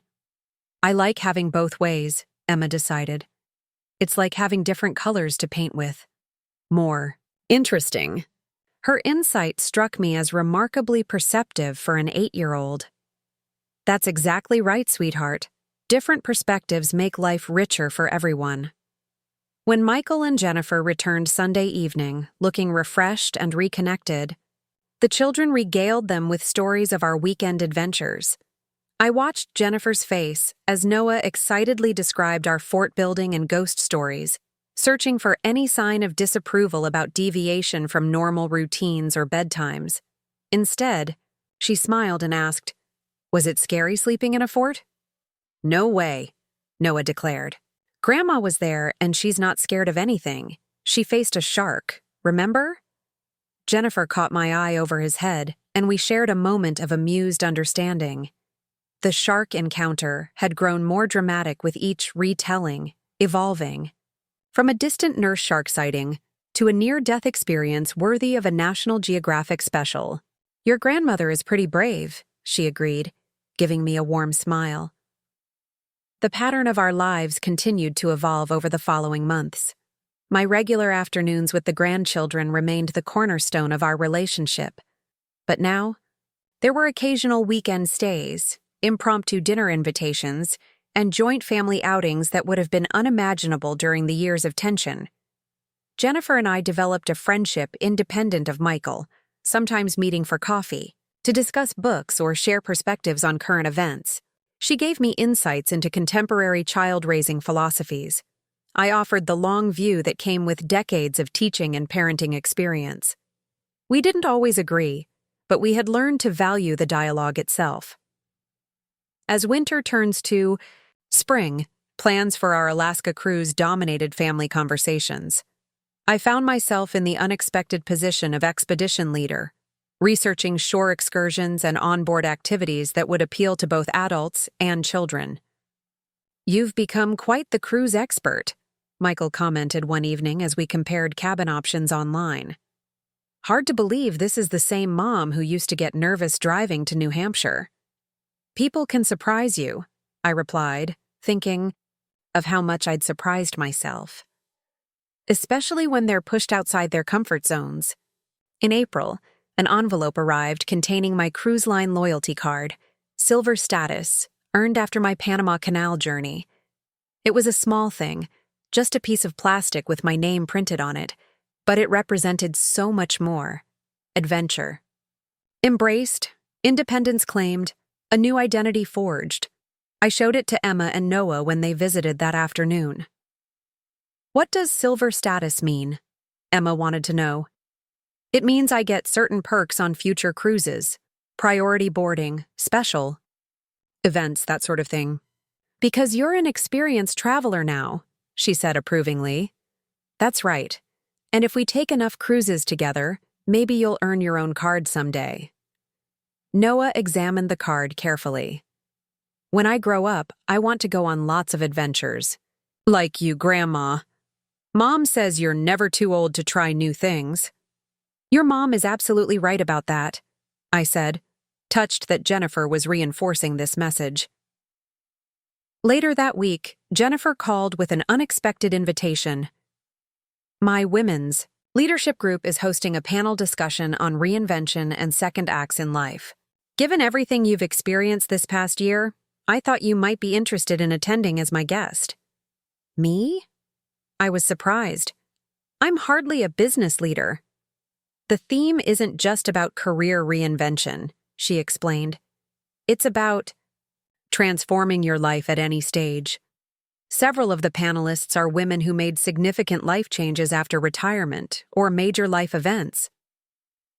Like taking a cruise instead of providing emergency childcare? I asked, unable to resist the gentle tease. Jennifer laughed. Exactly like that. Actually, I may have mentioned your story to the organizer. She found it quite inspiring and wondered if you might consider being a last-minute addition to the panel. The invitation caught me completely off guard. Jennifer, I don't know. Speaking in front of a group of professional women about my personal journey seems intimidating, she supplied. Of course it is. But think of all the women your age who might be in the same position you were. Feeling sidelined, unsure how to reclaim their sense of purpose and identity. Your experience could be incredibly valuable to them. I was silent, considering her words. You don't have to decide right now, she added. Just think about it. After we hung up, I walked out to my small balcony and gazed at the spring flowers, beginning to emerge in my garden. A year ago, I would have immediately declined such an invitation, believing I had nothing worthwhile to offer in such a forum. But now, I thought about the women I'd met on my cruise, Vivian and others like her who had reinvented themselves later in life. I thought about the confidence I'd gained, not just in traveling, but in establishing healthier relationships and clearer boundaries. And I thought about how much I would have appreciated hearing such a story during those dark days, after Jennifer had declared me too old to care for my grandchildren. The next day, I called Jennifer. I'll do it, I said, on one condition. What's that? That you introduce me, not just as your mother-in-law, but as someone who taught you something valuable too. This story isn't just about my journey. It's about how both of us grew and changed. There was a moment of silence. Then Jennifer said quietly, I would be honored to do that, Dorothy. Truly honored. 2 weeks later, I found myself seated on a panel in a downtown hotel conference room, facing an audience of women ranging from their 30s to their 70s. Jennifer's introduction had been gracious and surprisingly emotional, acknowledging her own mistakes and the lessons she'd learned about valuing different perspectives and recognizing that wisdom often comes with age. When my turn came to speak, I looked out at the attentive faces and began simply, A year ago, my daughter-in-law told me I was too old to babysit my grandchildren. 6 months ago, when she needed emergency childcare, I was on a cruise ship in the middle of the Caribbean. But this isn't a story about revenge or karma. It's about how being deemed too old became the catalyst for rediscovering who I am beyond my roles as mother and grandmother. And it's about how the crisis created an opportunity for genuine transformation, not just for me, but for my entire family. As I shared our journey, the hurt, the rebuilding, the new balance we'd found, I watched the audience nod in. Recognition. Many of these women were navigating their own complex family dynamics, their own questions of identity and purpose in different life stages. Afterward, a line of women waited to speak with me, sharing their own stories and asking for advice. One woman in her early 70s gripped my hand tightly. "Thank you," she said, eyes bright with emotion. "My son and his wife moved across the country with my grandchildren last year. I've been feeling lost, purposeless. You've given me the courage to book that art retreat I've been thinking about for years. Do it," I encouraged her. "Fill your life with new experiences and passions, then invite them into that expanded world when the time is right." As the event wound down, Jennifer appeared at my side. "You were amazing," she said. "I've never seen such an engaged response to a panel discussion." It turns out my story resonates with a lot of women, I reflected. We're all figuring out how to navigate changing roles and relationships. She linked her arm through mine as we walked toward the exit. The organizer asked if you'd consider speaking at their national conference in the fall. "I'll think about it," I said, surprising myself with the response. A year ago, the idea would have terrified me. Now it felt like an intriguing possibility, another adventure to consider. Outside, the spring sunshine was bright after the dimness of the conference room. Jennifer checked her watch. "We have time for coffee before picking up the kids. I'd love to hear more about that women's writing workshop you mentioned during your talk. It sounded fascinating." As we walked to a nearby cafe, I reflected on the extraordinary journey of the past year, from being dismissed as too old to speaking on a professional panel about life transformation. From tense, supervised visits with my grandchildren to deep, trusting connections. From polite antagonism with Jennifer to genuine friendship and mutual respect. The cruise that had once seemed like an act of defiance, or perhaps escapism, had turned out to be just the beginning of a much bigger voyage, the discovery that it's never too late to redefine yourself, to heal wounded relationships, or to find new purpose. And the most unexpected part of all? The person who had once hurt me so deeply with her judgment had become my most enthusiastic supporter in this journey of reinvention. Sometimes being deemed too old is exactly the wake-up call you need to prove how much life you still have to live. The morning of our Alaska cruise departure dawned clear and bright, a perfect June day that seemed designed to match our excitement. Emma and Noah had barely slept the night before, according to Jennifer's exasperated but amused texts. They'd been packed for days, their carefully selected outfits and adventure gear arranged in new suitcases, a gift from Michael to commemorate what he was calling the Great Walker Family Expedition. I arrived at their house early, my own luggage neatly packed and organized after my Panama Canal cruise experience. The front door burst open before I could ring the bell, and two pajama-clad children launched themselves at me. "Grandma, it's cruise day," Noah shouted, bouncing on his toes. "Did you bring your special binoculars?" Emma asked urgently. "Dad says we might see whales from the ship." "Right here," I assured her, patting my carry-on bag. "And I have a surprise. For each of you, too." Their eyes widened. "What is it?" they demanded in unison. "Explorer kits," I told them, pulling out two identical backpacks embroidered with their names. Inside each was a child-sized pair of binoculars, a waterproof camera, a journal for recording wildlife sightings, colored pencils, and a compass. "Real compasses?" Noah gasped, immediately hanging him around his neck. "Real working compasses," I confirmed. "By the end of this trip, you'll both know how to use them properly." Jennifer appeared in the doorway, looking considerably more frazzled than her children. "Dorothy, thank goodness you're here. Michael is on a last-minute conference call. I can't find Noah's rain boots, and the shuttle to the airport is coming in exactly 47 minutes. I recognized the rising edge of panic in her voice.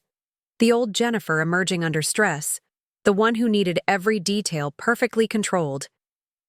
"Kids, why don't you go get dressed while I help your mom?" I suggested. "Explorers need to be ready on time." As they raced upstairs, I turned to Jennifer with a calm smile.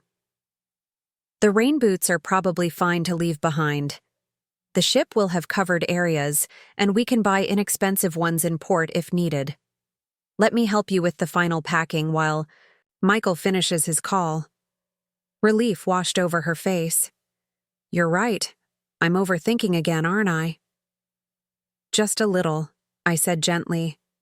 "But that's your superpower, thinking of every possibility. Between your preparation and my adaptability, we make a good team." She laughed, tension visibly easing from her shoulders. "Who would have imagined that a year ago?" "Not me," I admitted. "But I'm grateful for it." Working together, we finished the remaining preparations with time to spare. Michael emerged from his home office looking apologetic but excited. "Sorry about that. Client couldn't understand why their corporate attorney would be unreachable for 10 days. Did you tell them you were taking your mother on a cruise to make up for letting her be labeled too old to babysit?" I teased. "Something like that." He grinned, giving me a quick hug. "Ready for our adventurer, Grandma?" By the time the airport shuttle arrived, we were all assembled on the front porch. 2 excited children with their Explorer backpacks, 3 adults with varying degrees of nervous anticipation, and enough luggage to suggest we were relocating to Alaska rather than visiting for 10 days. The journey to the port in Seattle went remarkably smoothly. Despite Noah's persistent questions about whether Alaska would have polar bears, no, and if we might see the northern lights, unlikely in summer. Emma meticulously documented every stage of our journey in her new Explorer journal, including a detailed account of airplane snacks and cloud formations. When we finally boarded the majestic glacier, a cruise ship significantly larger than the Coral Princess I'd sailed on before, the children's excitement reached fever pitch. Their cabin, connected to Michael and Jennifer's by an interior door, featured bunk beds that provoked immediate territorial negotiations. "I get the top." "Bunk," Noah declared, already scrambling up the ladder. "We'll alternate," Jennifer said firmly. 3 nights for Emma, then 3 for Noah, then 3 more for Emma. Since there are 9 nights total. I watched with amusement, remembering similar disputes between my siblings and me during childhood vacations. Some aspects of family travel were eternal. My own cabin was across the hall, close enough for convenience but separate enough to provide everyone with space. After helping the children unpack and getting them settled for a rest period, despite vigorous protests that they weren't tired, I retreated to my balcony to watch Seattle's skyline as final preparations for departure were made. A knock at my door revealed Jennifer, bearing 2 glasses of champagne. "Michael's lying down with the kids. I thought we deserved a toast before the chaos fully began." I accepted the glass with a smile, and we clinked in a silent salute. "1 year ago, would you have imagined us here?" she asked, leaning against the balcony railing. "Not in my wildest dreams," I admitted. I was still nursing hurt feelings and trying to figure out who I was beyond being a grandmother. And I was locked in a rigid idea of perfect parenting that left no room for different approaches or wisdom. She sipped her champagne thoughtfully. "We've both come a long way." "The children have been the beneficiaries," I observed. "They get the best of both worlds now." We watched in comfortable silence as the massive ship began to ease away from the dock, the distance between vessel and shore growing incrementally until Seattle began to recede from view. "To adventures," Jennifer said, raising her glass again. "Past, present, and future. To adventures," I echoed, feeling a deep contentment as we set sail toward new horizons, both literal and metaphorical. The first few days of the cruise established a pleasant rhythm. Mornings usually began with family breakfast, followed by exploring the ship or attending age-appropriate activities. The children quickly became enamored with the Kids Club, where marine biology lessons and Alaska-themed crafts kept them engaged, while adults enjoyed occasional moments of quiet. Afternoons often found us gathered on deck watching for wildlife as the ship navigated the Inside Passage. The stunning scenery, towering forests meeting dramatic coastlines, distant snow-capped mountains, and the ever-changing play of light on water captivated all of us in different ways. Emma approached the experience with scientific curiosity, meticulously recording wildlife sightings and consulting the nature guides I'd brought along.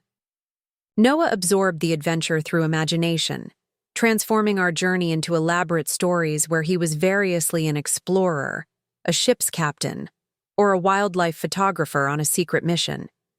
Michael seemed to rediscover his childhood wonder, alongside his children, pointing out eagles with the same excitement as Noah, asking questions about glaciers with Emma's curiosity. And Jennifer, to my continual surprise, gradually surrendered her need to schedule every moment, allowing our days to unfold with increasing spontaneity. Our first port stop in Juneau brought a scheduled whale-watching excursion. As we boarded the smaller vessel, Emma clutched her explorer journal nervously. "What if we don't see any whales?" she whispered to me. "I've been waiting my whole life." "You're only 8, I reminded her with a smile. "But even if we don't see whales today, the journey itself is an adventure. Notice everything: the mountains, the birds, the color of the water."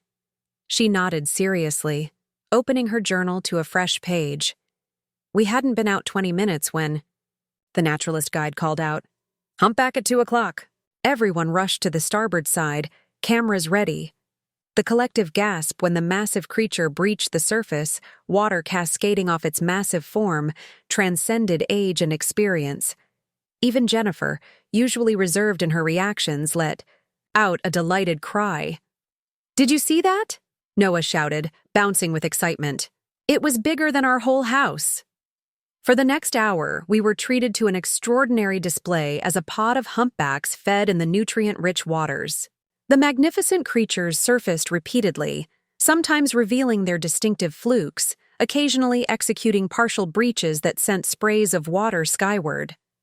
Emma filled pages with sketches and observations, her earlier worry completely forgotten. Noah took dozens of photos with his waterproof camera, most of them capturing only the ocean where a whale had been moments before, but his enthusiasm never dimmed. I found myself watching my family as much as the whales, Michael's arm around Jennifer's waist as they gazed at the horizon, Emma's intense concentration as she documented each sighting, Noah's uninhibited joy expressed in constant motion. This, I realized, was the true gift of our journey. Not just the destination or the wildlife, but the shared experience, the memories being created. That evening at dinner, the children could talk of nothing but whales. Their excitement infected the entire table, including our dinner companions, a retired couple from Oregon who listened indulgently to Noah's increasingly elaborate descriptions. "The whale was as big as the whole ship," he insisted, gesturing expansively. "And it looked right at me." "It was approximately 45 to 50 feet long," Emma corrected primly.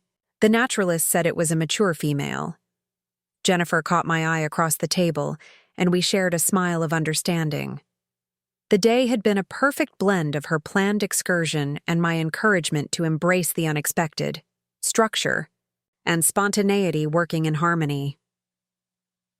As the cruise progressed, we visited Skagway with its gold rush history, took a helicopter tour over breathtaking glaciers, and explored Sitka's unique Russian heritage. Each experience added new dimensions to our family narrative, new inside jokes and shared references that would become part of our collective memory. One evening, while Michael took the children to a magic show, Jennifer and I found ourselves Alone in the ship's observation lounge, watching the sunset paint the distant mountains in shades of pink and gold. "I've been thinking about something," she said, breaking our comfortable silence. "That moment 3 years ago, when I told you that you were too old to babysit." I tensed slightly. We hadn't directly discussed that painful incident since our reconciliation after my Panama cruise. "I need to tell you what was really happening," she continued. "It wasn't actually about you leaving Noah in the sandbox for 2 minutes. "No?" I kept my voice neutral, curious where this was heading. "No." She took a deep breath. "The week before, my mother had called to tell me she'd been diagnosed with early-stage Alzheimer's. It wasn't public yet. They were still running tests, getting second opinions. But the initial diagnosis terrified me. I turned to look at her, seeing a vulnerability I'd never noticed before. Jennifer, I had no idea. I didn't tell anyone except Michael. Not even my father knew how serious it was at that point." She gazed, out at the fading light.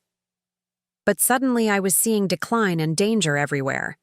My mother, who had always been the most competent, organized person I knew, was facing a future of cognitive erosion. And then when Mrs. Jenkins texted about the park incident, you projected those fears onto me," I finished gently. She nodded. "It wasn't rational. It wasn't fair. But at that moment, all I could think was that another important woman in my children's lives might not be able to care for them safely. And instead of handling it with maturity and honesty, I lashed out. The revelation shifted something in my understanding of our history. Jennifer's behavior had hurt deeply, but now, I could see it through the lens of her own pain and fear. "How is your mother doing now?" I asked. "Better than expected, actually. The medication has slowed progression significantly. She has good days and bad days, but she's still very much herself." Jennifer smiled sadly. "She's the one who finally pushed me to tell you the truth. When I described our reconciliation after your cruise, she said I needed to give you the full context of what happened. Thank you for sharing this with me," I said sincerely. "It helps me understand." "I've learned a lot from you this past year," Jennifer continued. "About resilience, about not letting fear dictate your choices. Watching you embrace new experiences after hurt and disappointment, it's been inspiring. And I've learned from you too," I told her, "about the courage it takes to reconsider firmly held positions, to admit mistakes, to rebuild connections." We sat together as darkness fell and stars emerged above the Alaskan wilderness, our shared history recontextualized by new understanding. The hurt hadn't been erased, but it had been transformed into something that ultimately strengthened rather than weakened our bond. The following day brought us to Glacier Bay, where massive ice formations calved dramatically into the sea with thunderous crashes. The ship moved slowly through the pristine waters, allowing us to fully absorb the majestic scenery. Noah, who had been hoping for bears, finally got his wish when we spotted a mother and cubs foraging along the distant shoreline. The ship's naturalist provided spotting scopes that allowed us to observe without disturbing, and Noah's excitement reached new heights. "This is even better than the whale," he declared, refusing to relinquish the scope until Emma reminded him, firmly about taking turns. That evening, Michael arranged for a special family dinner in one of the ship's specialty restaurants. Dressed in our finest cruise wear, we were seated at a window table with spectacular views of the passing wilderness. "I'd like to propose a toast," Michael said, raising his glass once our drinks had arrived. "To the woman who made this trip possible. Not just by helping plan it, but by showing us that adventures can happen at any age, and that family bonds can evolve and strengthen through challenge. To my amazing mother." "To Grandma," the children echoed happily. "To Dorothy," Jennifer added, her expression warm with genuine affection. Touched by the gesture, I raised my own glass. "And to all of you, for embracing change and new beginnings. Family journeys aren't always smooth sailing, but they're always worth taking. As our glasses clinked, I felt a profound sense of completion.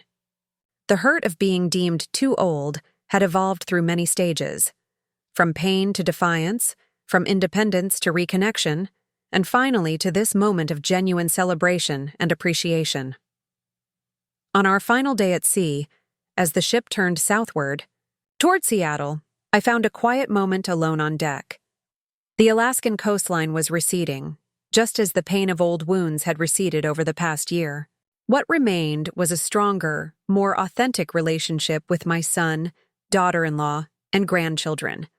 One built on mutual respect rather than obligation or expectation. Emma found me there, her explorer journal clutched to her chest. "Grandma, can I ask you something important?" "Of course, sweetheart." She settled beside me, her expression serious beyond her years. "Mom says that when you were my age, girls weren't encouraged to be explorers or scientists as much as they are. Now? Is that true?"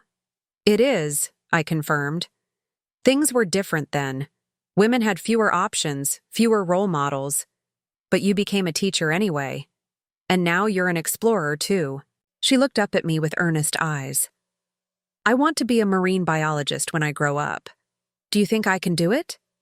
"Without a doubt," I told her firmly. "You're curious, observant, and persistent, all qualities a scientist needs. And you have something I didn't have at your age." "What's that?" "A family that believes girls can do anything they set their minds to," I said, thinking of how Jennifer and Michael encouraged both children equally in their interests. "And a grandmother who can tell you firsthand that it's never too late to discover new parts of yourself." She nodded, seemingly satisfied, and opened her journal. "I'm making a special section about whales. Will you help me remember all the different behaviors we saw?" As we sat together, documenting breaches and flukes and feeding patterns, I marveled at the journey that had brought us to this moment. Being declared too old had initially seemed like an ending, the conclusion of my usefulness, my relevant contributions to family life. Instead, it had become a beginning, the first step toward redefining myself not just as a grandmother, but as Dorothy Walker, traveler, storyteller, bridge builder between generations. Jennifer joined us a while later, bringing hot chocolate for Emma and coffee for me. She settled on Emma's other side, admiring the detailed whale drawings. "You know," she said to her daughter, "Grandma's speaking at that women's conference in Chicago this fall. I bet they'd love to hear from a future marine biologist, too." Emma's eyes widened. "Me? Speak at a real conference?" "Maybe a special youth panel," Jennifer suggested. "About girls and women pursuing science. We could work on it together, the three of us." The suggestion, so simple yet so profound in what it represented, brought unexpected tears to my eyes.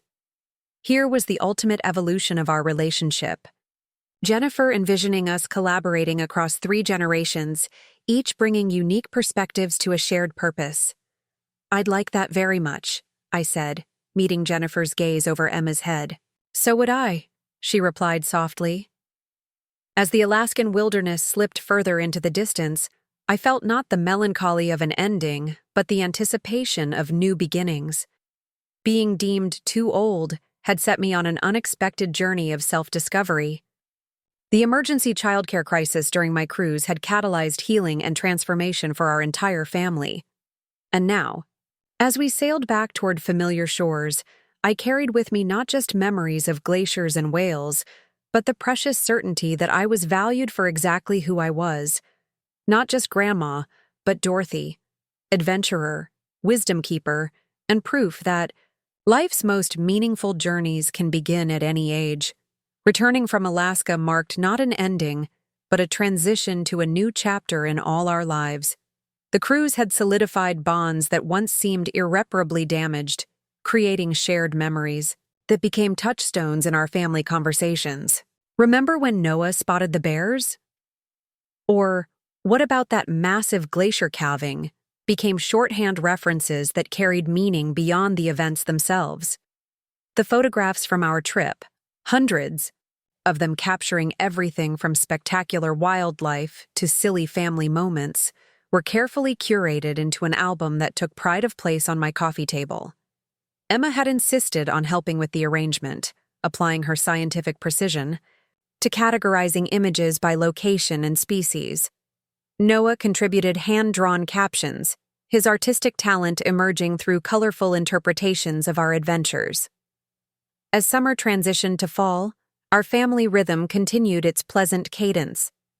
My regular days with the grandchildren remained sacred, but now included Jennifer dropping by occasionally, not to check up on us, but to join our activities or simply chat over coffee while the children played. In late September, I received an unexpected phone call from Vivian, my cruise companion from the previous year. "Dorothy, how are you, my adventurous friend? How was Alaska with the family?" "Wonderful beyond words," I told her, settling into my favorite armchair. "Everything we hoped for and more." "Excellent. Listen, I'm calling with a proposition. I'm planning a southern Mediterranean cruise for next spring. Greek islands, Turkish coast, a bit of Italy. Any chance you might want to join me? No grandchildren this time, just us seasoned travelers exploring ancient civilizations." The invitation sparked immediate interest. My relationship with the family had found its healthy balance, and the idea of another solo adventure appealed to the independent spirit I'd cultivated over the past year. "That sounds marvelous," I found myself saying. "Let me check my calendar and think about it." After hanging up, I sat quietly, contemplating how naturally I'd received Vivian's invitation. A year and a half ago, the prospect of traveling alone to the Mediterranean would have seemed not just daunting, but almost inconceivable. Now it felt like an exciting possibility, one that could coexist harmoniously with my family commitments. That evening, I mentioned the invitation during dinner at Michael and Jennifer's. "Mediterranean cruise?" Michael raised his eyebrows. "Mom, you're becoming quite the globetrotter." "Thinking about it," I said, serving myself another portion of roasted vegetables. "It would be next April. Ancient ruins and historic sites rather than wildlife this time." "That sounds amazing," Jennifer said with genuine enthusiasm. "The architecture alone would be worth the trip." "But what about us?" Noah asked, his expression falling. "Don't you want to go on adventures with us anymore?" "I'll always want adventures with you," I assured him. This would be a different kind of trip, one focused on history and art that might be a bit boring for a 7-year-old. "I wouldn't be bored," Emma interjected. "I've been reading about ancient Greece in school. They had amazing female mathematicians. And astronomers." Jennifer and Michael exchanged a meaningful look across the table. "Actually," Jennifer said, "we've been discussing summer plans. What would you think about a family trip to Rome and Florence the year after next? Emma will be studying Renaissance art in school, and there's enough history and culture to interest everyone. Plus gelato," Michael added with a grin. "Lots of gelato." The conversation flowed naturally into animated planning of hypothetical Italian adventures, with Noah primarily concerned about whether Italian pizza was better than American pizza, and Emma already creating a list of museums and historical sites in her notebook. What struck me most was how differently this discussion unfolded compared to family conversations of the past. There was an easy acceptance that I might pursue solo travel one season and join family adventures another. No one questioned whether I was up to the Mediterranean journey, or suggested I might be too old for extended travel. My autonomy was respected, even celebrated. Later, as I prepared to leave, Jennifer walked me to the door. "You should go," she said quietly. "The Mediterranean cruise with your friend. It sounds perfect for you." "I'm strongly considering it," I admitted. "Though, I'll miss my days with the children." "They'll survive," she said with a smile. "And they'll benefit from seeing their grandmother continuing to explore and grow. That's a powerful example." Her words stayed with me during the drive home. The phrase continuing to explore and grow captured exactly what had happened since. That painful moment of being deemed too old to babysit. I had rediscovered the joy of learning, of stretching beyond comfortable boundaries, of embracing new experiences. The following week brought the Chicago conference where I'd been invited to speak about life reinvention. The event had expanded considerably since Jennifer first mentioned it. What began as a small panel discussion had evolved into a major women's leadership summit, with attendees from across the business and nonprofit sectors. Jennifer had arranged for Emma to participate in a special Future Leaders segment, where girls and young women could share their aspirations and questions with established professionals. Emma had prepared diligently, practicing her brief speech about marine biology and conservation with single-minded focus for weeks. The conference hotel buzzed with energy as women of all ages gathered in the grand ballroom for the opening session. My panel, Reinvention After 60, Finding New Purpose and Passion, was scheduled for the second day, giving me time to attend other sessions and calm my lingering nervousness. Jennifer found me at the morning coffee break, looking professional and confident in her business attire. "How are you feeling about tomorrow?" she asked, joining me at a high-top table. "I'm a bit nervous," I admitted. Public speaking was never my strength, even when I was teaching. "You'll be wonderful," she assured me. "Your story resonates because it's authentic. You're not claiming to have all the answers. You're sharing a journey that's still unfolding." Her perspective helped settle my nerves. I wasn't presenting myself as an expert on aging or reinvention, but simply offering my experience as one possibility among many. The panel itself proved less intimidating than I'd feared.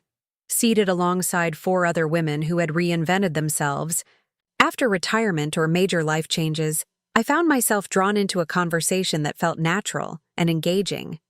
When my turn came to share my story, I spoke directly from the heart. Being told I was too old to care for my grandchildren could have been crushing, I told the attentive audience. And for a time, it was. But that moment of rejection became a catalyst for rediscovering parts of myself that had been dormant for decades. My curiosity, my courage, my capacity for independent action. As I described my journey from hurt to healing, from isolation to reconnection, I noticed women throughout, the audience nodding in recognition. Many were taking notes. A few were discreetly wiping away tears. The most unexpected gift, I concluded, has been the transformation of my relationship with my daughter-in-law. What began as mutual misunderstanding has evolved into genuine friendship, based on respect for our different strengths. We've learned that families don't have to fracture over conflict. They can rebuild around new understandings, creating something stronger than before. The moderator turned to the audience for questions, and hands shot up across the room. Women shared similar experiences with family tensions, asked advice about beginning travel in their 60s and 70s, sought guidance on balancing independence with family connections. I answered as honestly as I could, acknowledging that my journey was unique to my circumstances, while offering perspectives that might be broadly applicable. The session ran over its allotted time, with women lingering afterward to continue the conversation. Later that afternoon, I slipped into the back of a smaller conference room where the Future Leaders segment was underway. Emma stood at the podium, looking impossibly small yet poised in her navy dress, her voice clear and steady as she described her passion for marine conservation and her goal of becoming a biologist. "My grandmother taught me that you're never too old to try new things and have adventures," she told the room. "And my mom taught me that girls can do anything they set their minds to, especially in science. When I study the oceans and help protect marine mammals, I'll be carrying both their lessons with me." Pride swelled in my chest, not just for Emma's composure, but for the beautiful integration of influences she had articulated. She wasn't choosing between the perspectives Jennifer and I represented, but drawing wisdom from both. Jennifer stood at the side of the room, recording Emma's speech on her phone. When our eyes met, she smiled and nodded slightly, a silent acknowledgement of the journey that had brought us to this moment. The conference concluded the following day with a networking luncheon. As I prepared to head to the airport for my flight home, the event organizer approached me. "Dorothy, the feedback from your panel has been extraordinary," she said. "Women are still talking about your story. We'd love to have you speak at our regional events throughout the coming year if you're interested." The invitation caught me completely by surprise. Me? Speak at multiple events? Your perspective on reinvention and family reconciliation clearly resonates with our audience, and you have a natural way of communicating that makes complex emotional terrain accessible. She handed me her card. "Think about it and let me know." On the flight home, I turned the card over in my hands, considering this unexpected opportunity. Public speaking had never been an ambition of mine, yet sharing my experience had felt meaningful. Perhaps this was yet another avenue of growth I hadn't anticipated, finding my voice not just within my family, but in wider circles. By the time the plane landed in Boston, I had made my decision. I would accept the speaking engagements that fit around my family commitments and travel plans. Each new opportunity seemed to lead organically to others, expanding my world in ways I couldn't have imagined when Jennifer first declared me too old. October brought Jennifer's mother Eleanor to Boston for an extended visit. I had met her briefly at family events over the years, but never spent significant time with her. Knowing now about her early-stage Alzheimer's, I felt both curiosity and compassion about how she was navigating her diagnosis. Jennifer surprised me by suggesting that Eleanor join us for our regular Tuesday afternoon with the grandchildren. "Mom would love to see the Science Museum with the kids," she explained, "and I thought it might be nice for you two to get to know each other better." The outing proved revelatory. Eleanor was a vibrant, engaging woman with a sharp sense of humor, and only occasional moments of confusion. Watching her with Emma and Noah, gentle, attentive, delighting in their enthusiasm, I gained insight into Jennifer's parenting style. The careful attention to detail, the emphasis on educational experiences, the meticulous planning, all were traits Jennifer had inherited from her mother. As the children explored an interactive exhibit on weather patterns, Eleanor and I found a bench where we could observe while resting our feet. "Jennifer tells me you've become quite the traveler," she said, adjusting her scarf. "Panama Canal and Alaska so far, Mediterranean on the horizon." "It's been unexpected but wonderful," I acknowledged. "A whole new chapter I never anticipated." Eleanor nodded thoughtfully. "Life has a way of surprising us, doesn't it? Especially when we think we have it all figured out." Something in her tone suggested she wasn't speaking generically. "How are you doing with your own unexpected chapter?" I asked gently. "Some days are better than others," she admitted. "The medication helps, and I have systems for memory issues, but facing cognitive decline when your mind has always been your greatest asset, it's humbling. I can only imagine." "The hardest part was watching Jennifer's reaction," Eleanor continued. "She tried to hide her fear, but I know my daughter. She began seeing danger and decline everywhere, including, unfortunately, in your relationship with the children." She told me about the timing, I said. "How your diagnosis coincided with the incident at the park." I suspected as much. Eleanor smiled sadly. "Jennifer has always tried to control uncertainty through structure and rules. It's how she manages anxiety. When my diagnosis shattered her sense of security, she tightened her grip on everything else, especially her children's safety." This perspective deepened my understanding of those painful events 3 years ago. Jennifer's reaction, while hurtful, had come from a place of fear rather than malice. "She's changed a great deal," I observed. "Learned to balance control with flexibility." "Yes," Eleanor agreed. "And I believe you've played a significant role in that transformation. You've shown her that adaptation can be a strength, not just a necessity. The conversation shifted to lighter topics as the children rejoined us, but Eleanor's insights stayed with me. The parallel journeys we had all been on, Eleanor adapting to cognitive changes, Jennifer learning to loosen her grip on perfect control, me discovering new dimensions of identity, had ultimately converged to strengthen our family bonds rather than fracture them. That evening, when Jennifer came to collect her mother and the children, she found us in my kitchen preparing dinner together, Eleanor expertly chopping vegetables while I stirred a simmering sauce, the children setting the table with more enthusiasm than precision. "Well, this is unexpected," Jennifer remarked, taking in the domestic scene. "Mom doesn't usually cook with other people. She's quite territorial about her kitchen." "Dorothy doesn't hover," Eleanor explained simply. "She gives directions when needed and space when appropriate. It's refreshing." Jennifer caught my eye over her mother's head, and I saw in her expression a new layer of understanding. The qualities in me she had once perceived as deficiencies in childcare, a more relaxed approach, comfort with controlled chaos, willingness to let children, and apparently adults, learn through doing, were exactly what made her mother comfortable in my kitchen.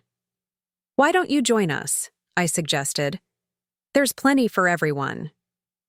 What followed was one of those perfect ordinary evenings that somehow contained the extraordinary. 4 generations around my dining table, sharing food and stories, building connections that transcended past misunderstandings. Michael joined us after work, bringing dessert and contributing to the convivial atmosphere. As the evening wound down, with the children helping Eleanor gather ingredients for tomorrow's cookie baking adventure, Jennifer lingered in the kitchen as I loaded the dishwasher. "Thank you for today," she said quietly, "for welcoming my mother, for giving her space to be herself even as she's facing these changes." "She's a remarkable woman," I replied honestly. "I see so much of her in you, the strength, the intelligence, the deep care for family." "I'm trying to incorporate some of you in me as well," Jennifer admitted with a small smile. "The ability to adapt, to find joy in imperfection, to trust in resilience rather than just control. We're all works in progress," I told her. "That's what makes life interesting at any age." Later, after everyone had departed and the house settled into nighttime quiet, I sat in my favorite chair by the window, reflecting on the day's simple pleasures and profound connections. My phone buzzed with a message from Vivian, cruise booking details for the Mediterranean voyage in spring, with a note asking for my decision. Without hesitation, I confirmed my participation, then added to my calendar the speaking engagements I'd agreed to, the special weekends with Emma and Noah, and the family dinner where we would celebrate Eleanor's birthday next month. Looking at the balanced tapestry of commitments and adventures stretching before me, I felt a deep sense of gratitude for the journey that had brought me here. Being deemed too old had once seemed a devastating judgment, an exclusion from meaningful family participation. The emergency childcare crisis during my cruise had initially appeared to confirm my indispensability, suggesting my worth was tied primarily to my availability. Yet these very challenges had ultimately revealed a more profound truth: that worth comes not from role or function but from authentic being. By reclaiming my identity beyond grandmother, by pursuing passions and interests of my own, I had paradoxically become a more valuable presence in my grandchildren's lives, modeling continuous growth, resilience, and the courage to begin again, at any age. As I prepared for bed that night, I glanced at the framed photo on my nightstand. All of us on the deck of the Alaskan cruise ship, the glacier backdrop magnificent behind our smiling faces. The journey captured in that image was more than geographic. It was the distance we had traveled from hurt to healing, from misunderstanding to mutual respect, from rigid expectations to flexible appreciation. Sometimes life's most difficult moments become catalysts for its greatest gifts. And sometimes, being told you're too old for something is exactly the push you need to discover just how much living you still have left to do. Looking for more? We've got 2 amazing stories ready for you right on screen. If this one touched you, these are absolutely worth your time. Click to watch them now. And hey, subscribe and hit that bell to never miss our latest uploads.